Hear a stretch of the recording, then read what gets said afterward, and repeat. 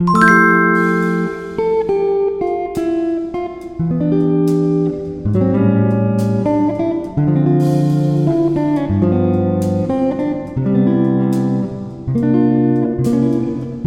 আলাইকুম, back to my channel. আশা করি সবাই ভালো আছেন। আজ আরেকটি নতুন রেসিপি নিয়ে হাজির হলাম, বিয়েবাড়ির স্টাইলে মাটন লেগ রোস্ট। চলুন কথা না বাড়িয়ে মূল রেসিপিতে। প্রথমে একটি ব্লেন্ডার জার নিয়ে নিব। এতে হাফ কাপ পরিমাণ কাজু বাদাম, হাফ কাপ পরিমাণ টক দই, এক মুঠো পরিমাণ কিশমিশ এবং হাফ কাপ পরিমাণ পেঁয়াজ বেরেস্তা। এখন দিয়ে দিব স্বাদ মতো লবণ, 1 চা চামচ মরিচ গুঁড়ো, 1 চা চামচ ধনিয়া গুঁড়ো, 1 চা চামচ হলুদ গুঁড়ো, 1 চা চামচ জিরা গুঁড়ো এবং 1 চা চামচ গরম মশলা গুঁড়ো। গরম মশলাটা আমার ঘরে তৈরি।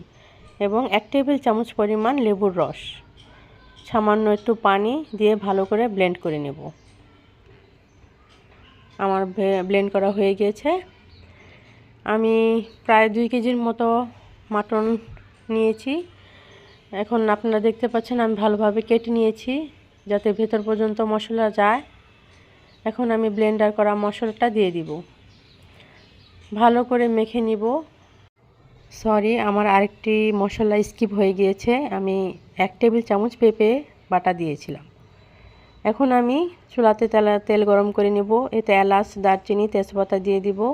এখন ম্যারিনেট করা লেগ পিসটাকে দিয়ে দিলাম। 5 মিনিট পর উল্টিয়ে নিব। এটা লো আঁচে রান্না করতে হবে, পানি ছাড়া। একদম পানি দিবেন না, পানি দিলে এটা টেস্টটা থাকে না। লো আঁচে ঢেকে রান্না করব।